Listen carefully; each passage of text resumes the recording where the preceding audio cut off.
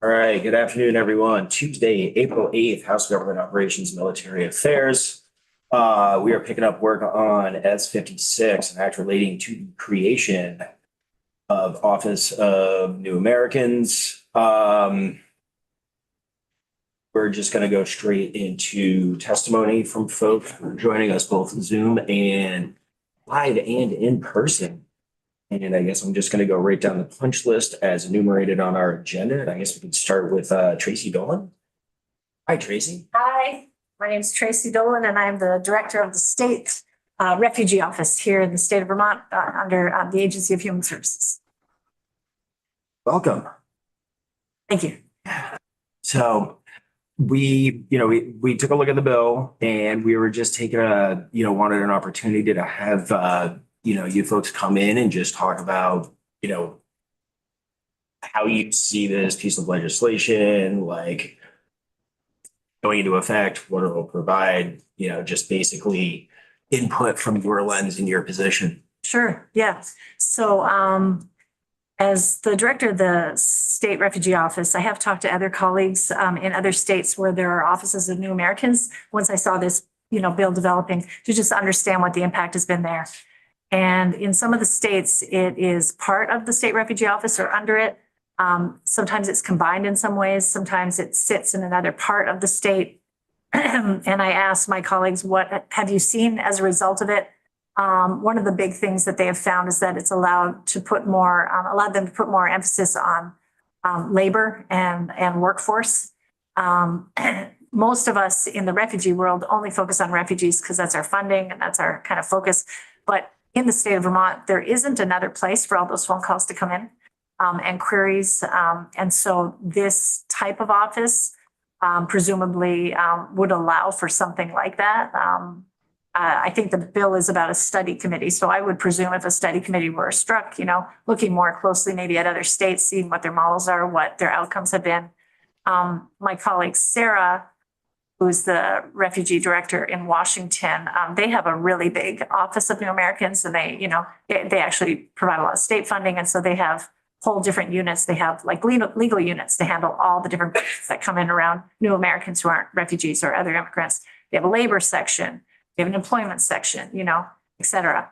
And then in other states where it's relatively small, they might have one person, and that person primarily focuses on policy.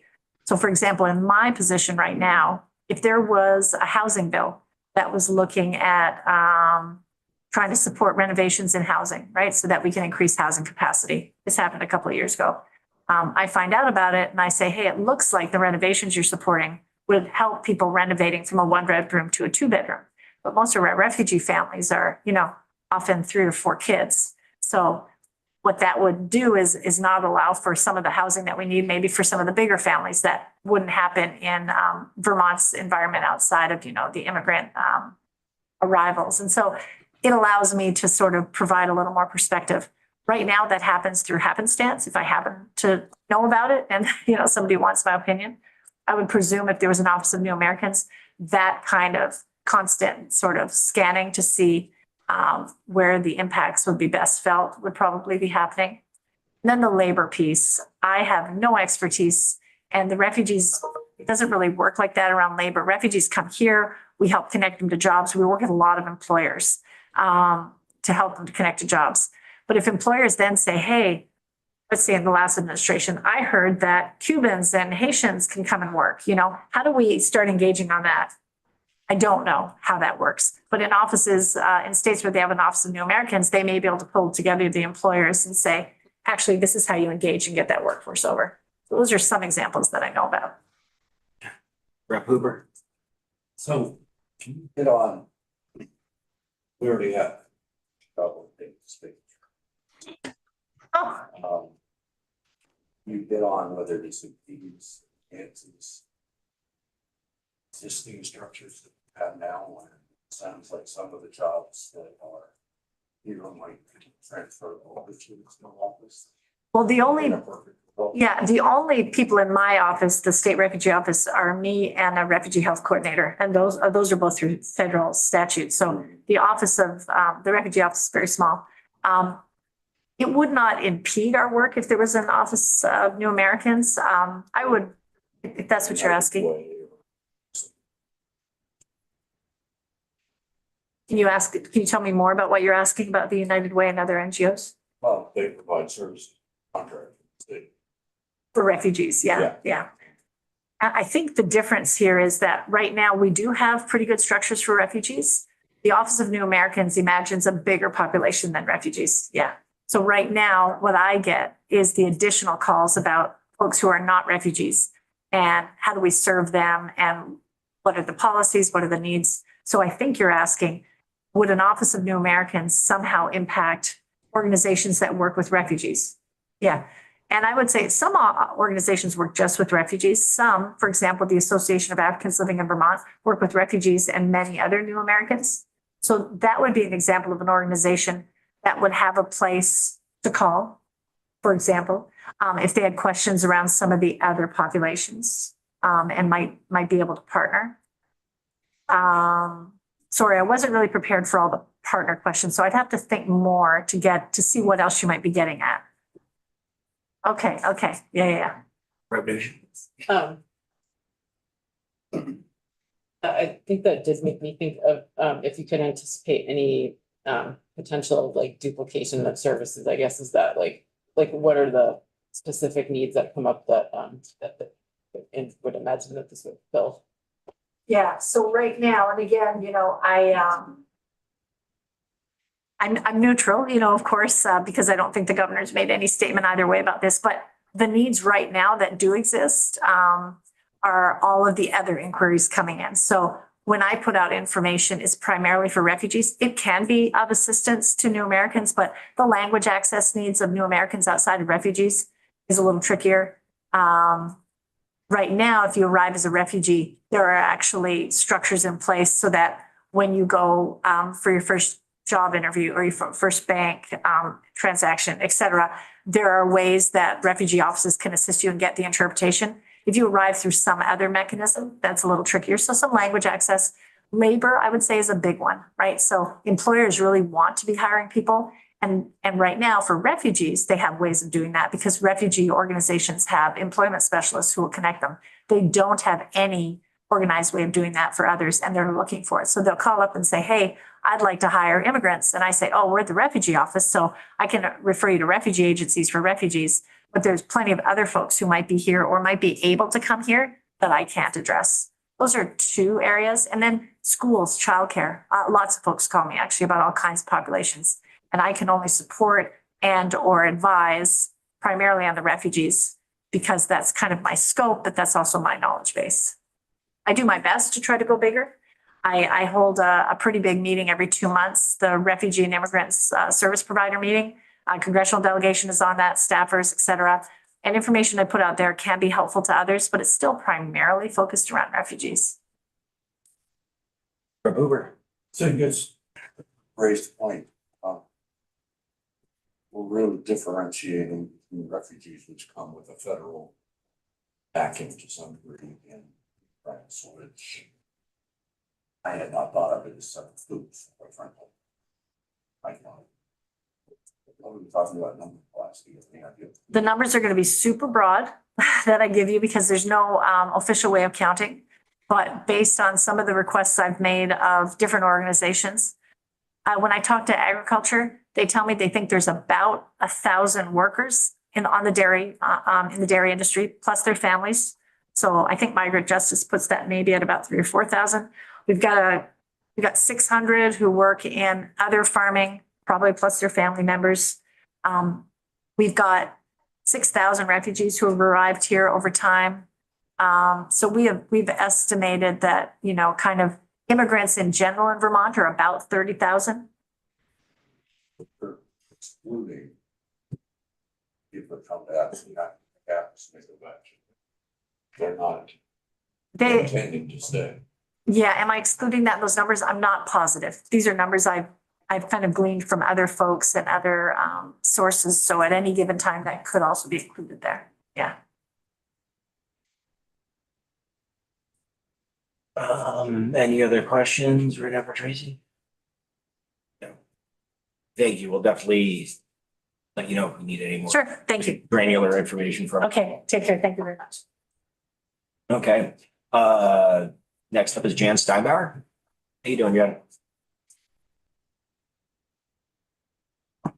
I think what I say is going to be a different style because I'm not used to doing this at all, but so I want you to see me and know that I'm representing a lot of other people that are not here, but that we work with. The basic message is that all these other people that I know that I relate with are very much in favor of this bill. A lot of questions. I'm not sure just how it will all work out, but we really want to move it forward, that there's discussion about the Office of New Americans equivalent. And I use that word because we've had discussion about, is that even the right name? I sit here as a retired white educator, and there are people that we work with are, immigrants, people of color mainly, and they don't all like that term, New Americans. So even the name is up for grabs. Different states have different names, but so I just want to introduce you to some different circles of people that I relate with. Tell a few stories since I'm an educator. I live in Underhill Center. I've been there for 45 years. And back in the first Trump administration, when other people were very upset, outraged at family separation, I went through connections with my church down to the southern border 3 times. And I heard stories and met people. And we had been thinking in Chittenden County about doing some kind of sanctuary. But I had heard stories, and it was that we really need people to be sponsors for families that are coming, similar to what refugees have when they come. They have family, friends, and groups of people. Our church did that for a Bosnian family back in the 90s. And that's the model. And so I told others, told the stories, showed slides that I had taken, and we formed a group called the Chittenden Asylum Seekers Assistance Network. It didn't start that way. It started just off the cuff because I got a call from Michelle, a legal person at AELV, saying, "Hey, Jan, we have a mom and her child.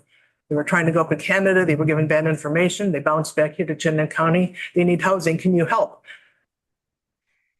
Sure, I said. We didn't have a group, but we banded together and helped this mom and child do the basics, just like you would do for a refugee. I'm not sure how much you all are aware of the differences between refugees and asylum seekers. You are pretty well. Okay, I don't have to go through that then. But they basically don't get the same benefits, and so we are there. They don't get funding. That's the main difference. So our group fundraises and supplies everything that's needed, including housing, which is a huge one, and everything else with daily needs until the person gets the work permit, which is usually 9 months to a year or more down the road, and can start to pay for themselves. So that was our group, one circle there. And then there were other groups like ours, other communities. We had gone to a conference that we had sponsored and learned kind of how to do it. And so we have a network of people. Some of you may know the different groups in your communities. There's Central Vermont Refugee Action Network. These are all listed, by the way. I sent this attachment this morning. This was an early version of a letter that we signed on to back in December for the bill. And they're all listed on the second page at the bottom. Happens to have the first part too that's talking about funding for our network, but the main one is the Office of New Americans input. So there's Central Vermont, there's Neckasun and St. Johnsbury, there's Share down in the Upper Valley. A group that is smaller didn't sign on this, but what we work with is in Randolph, RAS. Down in Brattleboro, it's CASP. Over in Rutland, it's Bridge to Rutland. And then us in the Chittenden County area. So they all started different groups and have different stories with their people as well. And then there are other people that are, well, we're all ordinary community members, but we happen to have formed this 501c3 because people gave donations and we wanted to have them get tax exempt credit for it. That was the main reason. Tried not to form yet another 501c3, but that's the way it worked. But there are other people that contact me, just like Tracy gets contacted. I get contacted all the time because they see the name. They think, we're some big official group. We are not. We have no building. I'm a volunteer, have been the chair for almost 6 years now, more than full time. Kitchen table is our office, we don't have a phone, it's my cell phone. So that's the level, but I get all these calls from all over the place because people are really in need of guidance and coordination. So there are people who, contact me that are a parent, a family in Essex, and we're helping to house a little boy who was their child's classmate because the parents had to go off and work on a farm in Lamoille and they really wanted him to be able to have a good education where he had started. Or I get calls from the Burlington Police Department. They're a community, what is it called? Community support liaison team. And I'd say, well, we have somebody who's homeless. Can you help? Or I get calls from all sorts of places, right? But the individual people, there are folks who maybe they come to their church and they have a breakfast on a Sunday morning. And so different individual people get involved and then they hear about us and they ask for guidance. Our mission is basically to do one family at a time, resettlement, which takes a lot of effort and a lot of time because our people have legal pathways that they have to go through that refugees don't have to. Our people, their court dates, the ones that have gone so far, and so far we have a 3-for-3 success rate, in part due to Jill here, with one of the families, for getting their asylum granted. But it takes a long time. We have one mom who's in affirmative who's taking 8 years. So we're looking at long-term commitment more than refugees. So at any rate, we have this circle of people, okay? And then Tracy's been a wonderful partner help. And just like we have stretched, beyond our mission of these certain families that we're helping, we can only take on so many at a time. We try to help all these other folks that are calling because they don't know who else to turn to. And I've learned a lot over the last 6 years, but I'm no expert, on this sort of thing. But we can at least try to help out and give referrals and references as much as we can. Tracy stretched and was able to find some funding for our groups to help support what we do and hopefully help us be more sustainable long term. Mainly focused on the employment and job retention, and that has worked. It takes a long time, but examples are 3 of our moms the last 6 months. They're here. We help them with the housing and all that stuff. Some of the funds go for that because rent is really high, so they can stay here. Once they come to Vermont. But the whole model is that we help them prepare for a job while they're waiting for the work permit. Vermont Department of Labor or Vermont Works for Women, or we can go to ALV to their job people, get them to a certain point, get job training that's needed, whatever it might be, that then they can get a job when it opens up. Help them get the VSAC grant for a driver's ed. Help them get a car with another grant that we got so they can drive to work. Our people are not eligible for Good News Garage cars or things like that. So these 3 moms, they took advantage of the free training that's offered through all the different programs that are in the state. One mom did a program in Burlington and in childcare. She's now working at a Montessori school in Jericho. Another mom was able to get into the program at UVM Medical Center. So she's an LNA. And then another mom is currently in a class with Vermont Works for Women in the construction trades. So these are all the type of people, in the stories that I represent that are needing the help. And there are lots more families that want to work and that need that guidance. And then I represent another broader circle, especially in Chittenden County. I mentioned all these different people that call me. Must be 70, 80 on my email list right now. That's grown over the last 2 years. But a couple of years ago, I went into Tracy, or I guess we talked on the phone. I was kind of crying on her shoulder saying, this is so much. There are so many people coming. It's way more than it was when we began, in 2019. People hear about the jobs, they get the message that Vermont Works, wants workers. They come up from Central America, South America, Africa. And they get here, but, it's not easy. There's nobody to help them get settled like that. So I just want you to know that I represent all these other partners, service providers that are in Chittenden County and in all of your communities. I mean, it's amazing. There must be 40, 50 agencies the last number of years that have contacted me. Everything from the hospitals to the schools, the teachers especially are like, what do we do with asylum seekers? It's not the same benefits as refugees. Social workers, people at the homeless shelters, rapid response people at the housing organizations. I mean, these are professional people in their fields, but they don't have the answers all the time to know how to support the folks, especially with the legal aspect. They know how to do the basic things in their field, but when it comes to what do we do with their moving forward, and that's the key thing. And that's why the legal coordination is so important. The first thing I did when I get a call from somebody I was trying to sit down and see what their status is. Are they able to stay here? Or do they have other contacts in other states or places that they could go? This was before everybody else got saturated with people. And then try to figure out, do we have the pro bono help, which we have the wonderful partners with AALV and Vermont Law School and also VAP now. And those folks are all overwhelmed. They need the support as well. But all these different groups that contact us from beyond Chittenden County and even out of state, different people that just want to know what to do. Three Squares, mental health therapists, you name it. So all these people are here saying we need some sort of a system to help settle these sorts of people. And the goal is also, to do some sort of service coordination because we're all doing the best we can. But for instance, there was a family that came to Vermont a few months ago from New York. They had come up here to look for work, right? Just what we want. They went to Vermont Department of Labor. They thought, as many do, that you can just go there and they'll get you a job. And it doesn't work that way, of course. So Vermont Department of Labor on Friday afternoon at 4:00 called me and said, Jan, what do I do with these people, right? So together we figured it out and I found some money and that we have in a pocket of emergency funds from a small family grant to put them up at a motel overnight and arrange with our friends at the Family Room, which is a parent-child center in Burlington, to meet with the family and try to figure out what that might be for housing or for their children, all that kind of stuff.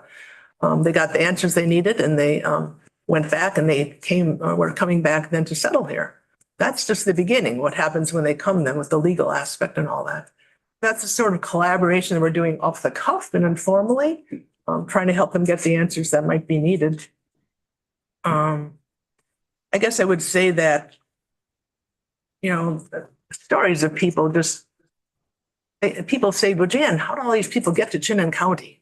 We get it more than anybody of our other groups around the state, although they all have people calling and asking for help. But because we're large and it's like the Ellis Island, I say, of Vermont, because there's so many people that come. But they come all sorts of ways, they come over the border, they come down from Canada, they come on the airplanes that end up here. And then we try to help settle them. But there's no real anybody to settle them, like the refugee resettlement people are. We do our best. We care a lot, all of the neighbors and people in the community. There's pushback from some, but most of us all are just really wanting these folks to be here and helping them to succeed. They're lovely people, vulnerable, been traumatized, but resilient, and they add so much to our communities and to our life as a state. So we really want that. And how it happens is people oftentimes, like I said, are turned back from the Canadian border. There was a man who went up, he was tortured in Africa and got here. And because he spoke French, he thought he could go to Canada, but the safe third country was there. So he got turned back. And the medical center called me and said, okay, we're providing him housing for 2 weeks, but what can you do with them after that? So we were able to help a bit. And we found a church that was part of this denomination and they were able to help and found emergency money for a lawyer for him. It's one that also got his asylum granted. So I think that maybe gives you a little bit of a picture of the circles that there are. It's not just our group and a community, but we have this network of service providers. We call ourselves the Vermont Asylum Assistance Network or Asylum Support Network, pardon me. We're trying to figure it out. We need help coordinating ourselves. And so some of the money that we got is to try to form some sort of a better structure with that. But there are all these other folks, in the schools and the hospitals and the service teams that are saying, how can we best support these people? I guess I share, some of them are impatient. They say, we need help now. We've been saying that for 2 years. And so I know some people might say, well, why do we need a study, for this whole thing? And at first I had that reaction too. We know what we need. Let's do it. But then since last fall, when I got involved with Jill, learning about this and with a larger group from folks that you'll be hearing about in 2 minutes, I started exploring some of the other states, what they do for models. Because I'm all for one to learn from others and not reinvent the wheel. But it takes time to figure out, just works best for us in our context. And there are new ways of trying to work together that takes time. I know what it is with our own collaboration statewide. have to give and take a little bit. And we also need have a really broad base of people at the table, the stakeholders. All of us speaking today, I think, are white folks representing, a certain service provider level, but we need to hear from the people themselves and those who've had the experience, and all the different groups that have a stake in this. So I guess I would just say, that we all really care. We do our very best, but we think that we as a state can do better. And having people referred to me at my kitchen table, we're seeking that. We think the ONA could help, or whatever it's going to be called. So we just urge that this bill could be moved forward, so at least we get a chance to take a look at it and study and see what might be worked out. Get some good legal coordination, and then also hopefully in the service sector as well. And we also need a unified voice at the state level to speak on behalf of all these groups. Right now, as you know, it's really critical. I spend most of my time the last 3 months dealing with know your rights with people and families that don't have their kids taken away. And it's pretty hard work. And if we had a stronger voice, unified, our folks in the asylum process are in a legal process. But we don't want to have anybody that comes to our country, to our state or our country, not helped in the same way. So regardless of their immigration category, whether they're undocumented or TPS or whatever it might be, there have to be ways that we can reach out and serve these folks who are really needing our help and have so much to offer to us. So I guess that's what I would say on their behalf. Thank you. Does anybody have any questions for Jan? I'm sure I didn't answer everything, but said enough. To the folks, and you're welcome to sit and listen if it's testimony. I'll call on Jill Martin Diaz. Good afternoon. Hi, folks. Can folks hear me okay in the room? Yes. Cool. I see waves and thumbs up. I am Jill Martin Diaz. I use they, them pronouns. I am the executive director of Vermont Asylum Assistance Project, and I am a seasoned immigration attorney with 10 years experience. I apologize that I couldn't be with the committee in person today, but I have some in-person client matters to attend to this afternoon that prevented me from traveling to Montpelier. But I'm really grateful for the committee's interest in this bill and the issues that we're seeing here in our state. Big thanks to Jan Steinbauer for championing the perspectives of some of the community service providers that she works with. I would love to offer to zoom out a little bit and offer my perspective as an access to justice expert, someone who's advised the Vermont Judiciary, the Vermont Treasury, and regional and national leadership boards in immigration, access to justice, and poverty lawyering spaces to underscore the economic impact of the lack of coordination in Vermont and the potential economic benefits of introducing more coordination in Vermont. So about half the states already have a mechanism for state-based coordination on immigrant workforce integration services. These are organizations that affiliate through a bipartisan network who are here today. Mike Zimmer will be speaking with you shortly about the work of the network, but it's a bipartisan network that already has seen great economic and social victories coming out of a more coordinated approach for service delivery at the state level. Here in Vermont, we have a demographic problem, right? The Vermont Prosperity Project, the Vermont Futures Project, the state economists. I mean, this is, outside of my area of expertise, economics, but any economist report that I've read about Vermont, I understand that folks agree that there is a demographic issue in our state that is fueling the unaffordable housing and workforce shortage issues that are holding our economy back. Many experts have pointed to the need for new Vermonters, new working age Vermonters, to come to Vermont and stay in Vermont if we are to secure our financial future as a state. And fortunately for us, there are a lot of immigrant workers who are already here or interested in being here and coming and staying in Vermont. I know that Jan highlighted some of the difficult economic circumstances that some humanitarian status seekers face when they arrive in Vermont. It takes a minute for folks to get coordinated and get integrated into the workforce. But by and large, the 30,000 or so foreign-born Vermonters, they represent the fastest growing working age demographic in our state. They are 80% more likely to start and run businesses. They are 80% more likely to fill jobs in sectors with labor shortages. Vermont has a demographic problem, a population problem, a shrinking population, and immigrants are one of the key solutions. Unfortunately, as a service provider, what I'm seeing in this national moment is that the potential for Vermont to not just weather the economic storm of this moment, but to plan for a prosperous future risks being undermined by a lack of coordination that is being fueled by partisan politics at the national level that are frankly a distraction from what Vermont needs to be thinking about if we are going to continue to grow our state and sustain ourselves in the future.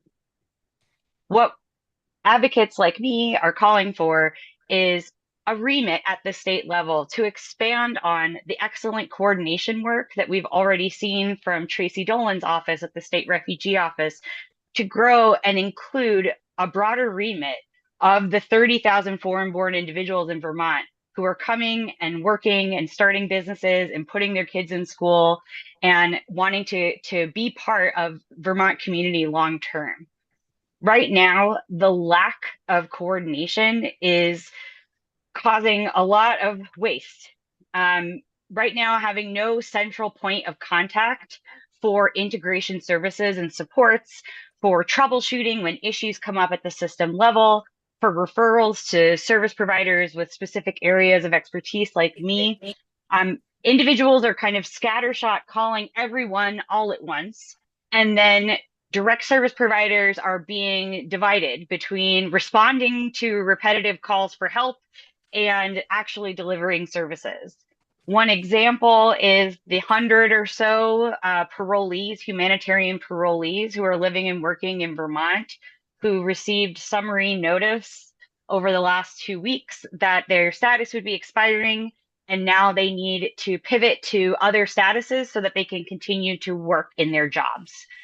And because there was no clear champion to kind of hold information sharing and referral making to support that population of immigrant workers, providers like me and my colleagues are all fielding the same 100 requests for new help from the impacted people and the allied organizations like Jan's who are supporting them. It's a tremendous waste. People like me should be focused on supporting immigrants to assert their claims and regularize their status so that they can get to work and get to moving on with their lives. It's a lot of the work we do. We kind of invest in our work in that initial integration stage that immigrant workers need, and then they can kind of move on with their lives. And we're just asking for the opportunity to centralize coordination and improve efficiency for the benefit of not just the impacted people, right, those 30,000, but for the benefit of the Vermont communities that these people are moving into with spending power and tax dollars and entrepreneurship. I'll flag, I heard a few questions come up in the earlier testimony around, I heard a question around like toe stepping, like would there be organizations like a duplication of service? I think right now we are already in a posture of stepping on each other's toes and duplicating services because organizations are siloed and uncoordinated, and we do our best as partners to collaborate and coordinate services, but every day we're pulled in a lot of directions. And so there is no doubt duplication that happens. And we're proposing a centralization of communication and information and referral flow so that we can be stepping on each other's toes less. I want to flag something that has really stuck with me, an image that has stuck with me over the last few months. I was appointed to the Federal Transition Task Force for the state of Vermont, and I was describing the lack of a service hub in this moment in time where law and policy is changing very rapidly, not just for the population that I serve, for immigrants, but for all Americans, people who are concerned about their First Amendment rights and their privacy rights. Things are happening so quickly. And the lack of a state-based coordination point was analogized to the lack of, imagine if there had been no Department of Health in March 2020 when COVID was arising. And we're trying to keep people safe and stay efficient and get our work done and rise up to meet the moment, but with no clear champion to bring us together and make sure we're doing so equitably and accurately and efficiently and fairly. So I'll pause there and invite any questions from the committee, and I'd be happy to share any other information that would be helpful. Any questions? Waters Evans. Thanks. Could you give an example of some of the work that's being duplicated or that's kind of happening side by side instead of in coordination? Absolutely. So I'll speak from my perspective as a legal services attorney. Immigration and work are intimately tied. A person, there's lots and lots of different pathways to regularize status that Congress wrote into the law decades ago. But oftentimes when a person comes to an immigration lawyer like me, they're looking for assistance with regularizing status so that they can work in the regulated economy. Tracy already commented on the fact that there are many Vermonters who are the backbone of a lot of our key industries, agriculture, hospitality, construction, many of whom are not authorized workers, but oftentimes what people are looking to me to help with is work authorization. And it's not a standalone benefit. It's something that a person can seek incident to some other immigration pathway. So a person, let's focus again on the parolees from Ukraine, from Cuba, Nicaragua, from Haiti and Venezuela, who were notified that their parole was being canceled. Those are people who are all going to lose work authorization, and their employers are scrambling. I'm getting calls for help not only from the impacted people who were potentially losing their permission to work, but also employers who are at a total loss of how to keep their staff on, how to keep their businesses running, and how to replace workers who won't be able to bridge into other pathways to status, especially on such short notice. Because there is no one clear place to call, a lot of people will call me. I'm, Vermont Asylum Assistance Project. They'll simultaneously call the Center for Justice Reform Clinic at the law school. They'll simultaneously call the Association of Africans Living in Vermont and USCRI, and so on. And now all of our organizations are putting the same people through intake unbeknownst to each other, and trying to figure out who is going to be able to offer what assistance to whom. We could instead be carving out regions and saying, I'll take Bennington County if you take Windham. And we could be partnering with community-based organizations for a concerted approach, right? We could be meeting a systems level issue with a systems level intervention. Instead, we're fighting these systems level issues on an individual basis. Thank you. Follow-up questions on that?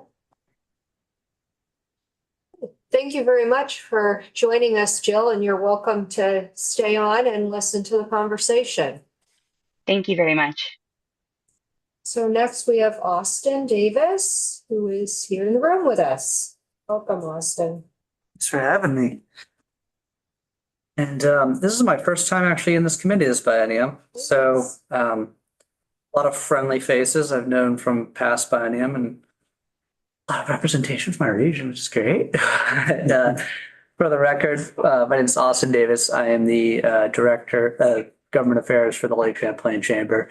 And for those who don't know us, we are a regional chamber of commerce serving the greater Burlington area, Trenton County, Franklin County, Renville County, and beyond, but really the dry market of the greater Burlington area. And we aim to, power prosperity in that area in 5 distinct ways. Working with those seeking economic opportunity for all, celebrating business ownership and entrepreneurship, promoting a robust, diversified visitor economy, cultivating community leadership, and nurturing emerging talent. And I think that this proposal is akin to doing just that. And I think it's a parallel track to do just that with a segment of our population that we want to welcome and make sure it feels welcome and has everything afforded to them that other Vermonters do. We want to see all Vermonters thrive and find the economic opportunities that are best fit for them and their skills and their desire to contribute to our society.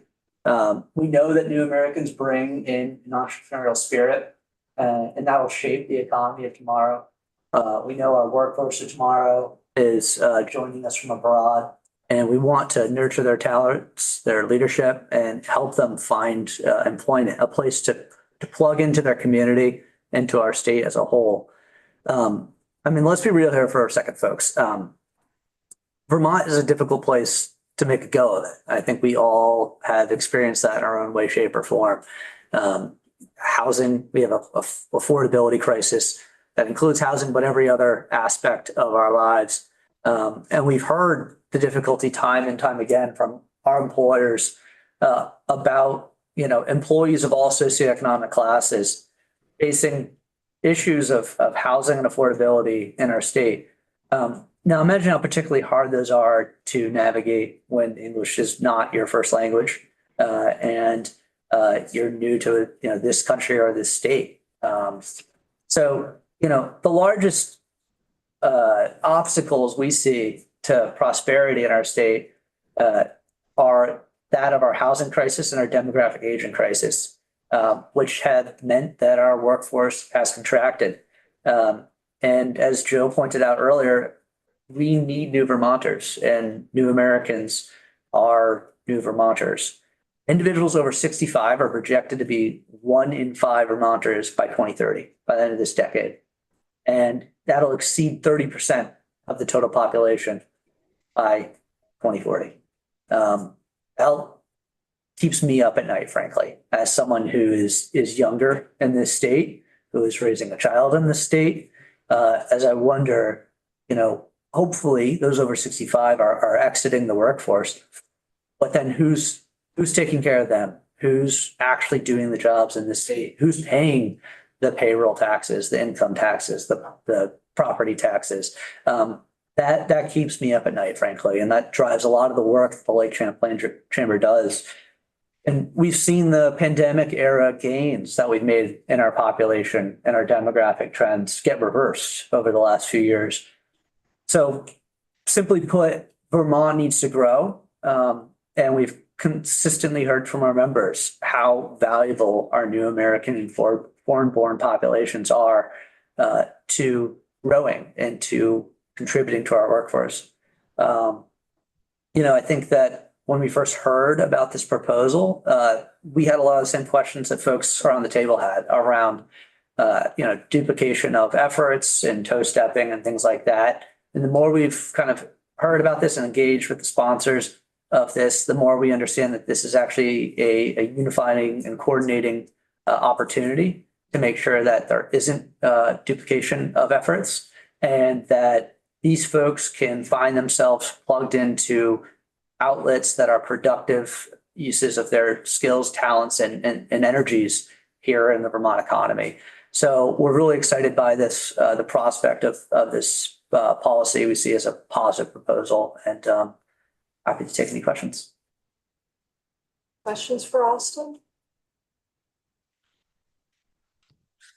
Oh, thank you. Folks had the Oxbow poutine like I did. Everyone's feeling a little lethargic. Thanks, folks. Thank you very much. And next we have Mike Carmen, I believe you're on the screen, right? I think I am. Can you hear me? Yes, thank you. Good. Thank you to the members of the committee. My name is Mike Zimmer. I'm with World Education Services. Thank you for the opportunity to testify, and thank you specifically to Senator Gulick for her leadership on this issue. Just by way of introduction, WES is a nonprofit social enterprise that for over 50 years has been working on the immigrant integration issue. WES and another group called the American Immigration Council co-convene the ONA network, which is an informal grouping of states that have established or are in the process of establishing ONAs. Just by way of sort of personal introduction, back when I worked in Michigan, I helped set up the first Michigan ONA back in 2014. So I've been involved in ONAs for over 10 years. ONAs have evolved since the first ones were created back in the 2000s. That was in Maryland, California, and Massachusetts. While all play convener roles and serve as points of contact and resources for the government, legislatures, and nonprofit partners, programmatic emphasis has shifted over time.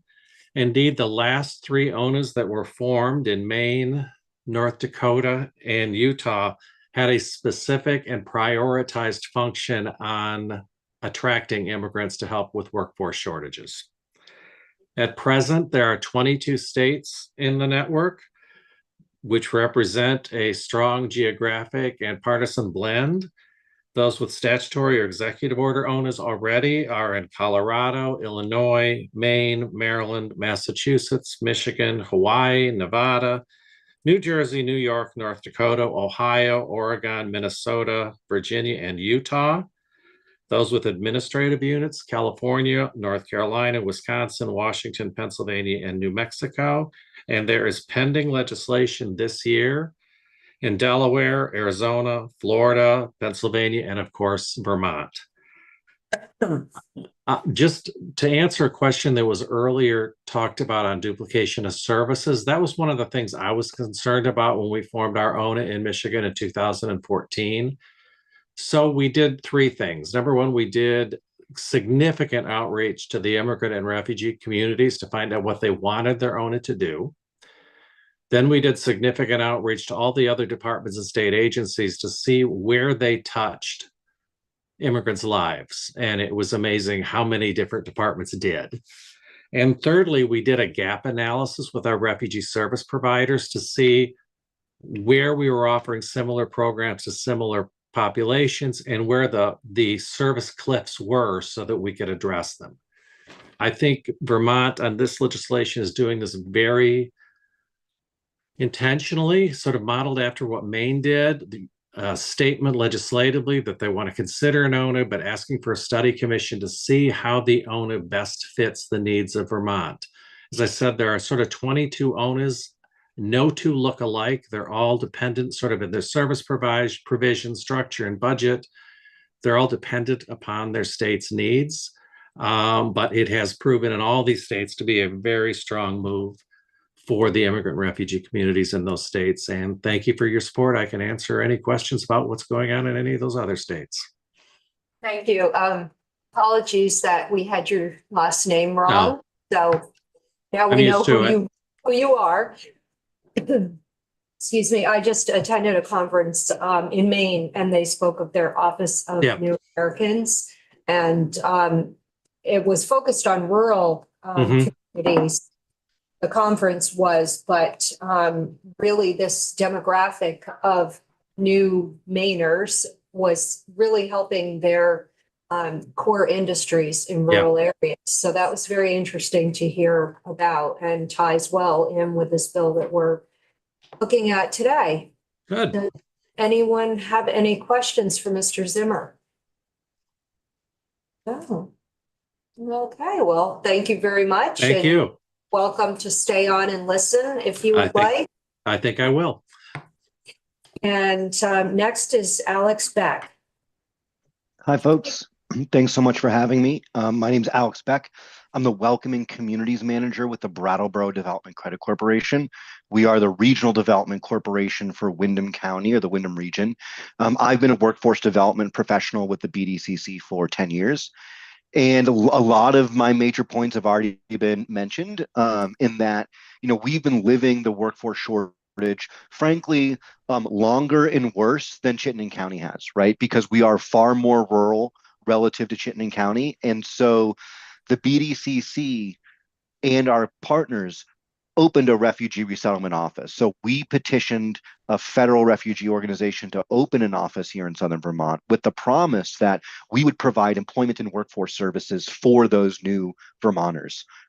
One thing I'll say off the top is that I share concerns about the title Office of New Americans, and we see New Vermonters as a really palatable phrase because folks are in Vermont and we want to acknowledge them as Vermonters regardless of their status. So that's my 2 cents there. But I want to thank the mention of rural, because I am on the opposite side of this equation in some ways. I wish I had people stepping on my toes to provide the kinds of services that we're providing for our new Vermonters, right? Because we are more rural, we are making things up as we go. And sometimes that's a challenge. And sometimes we land on something really valuable that we want to share with other people across the state. And so there isn't a mechanism to scale good ideas across rural communities. And so that's something that we see the Office of New Americans also being able to do. It's not just ensuring regional equity, that refugees and new Vermonters of all backgrounds really in Chittenden County have the same access to opportunity as those in Brattleboro and Windham County. That is something that we see as really important to having an Office of New Americans. And Tracy is incredible. And when a question comes up about the DMV or Department of Labor, she's helpful, but it's outside of her remit often to find those solutions. What can we do about eligibility for education programs? And so VSAC, which is one of our major education funding providers, they had a 1-year residency requirement on some of their workforce funds. And we figured that out by happenstance. We were trying to enroll students and they weren't eligible because they weren't here for a year yet. And so we worked with VSAC and the legislature to change that.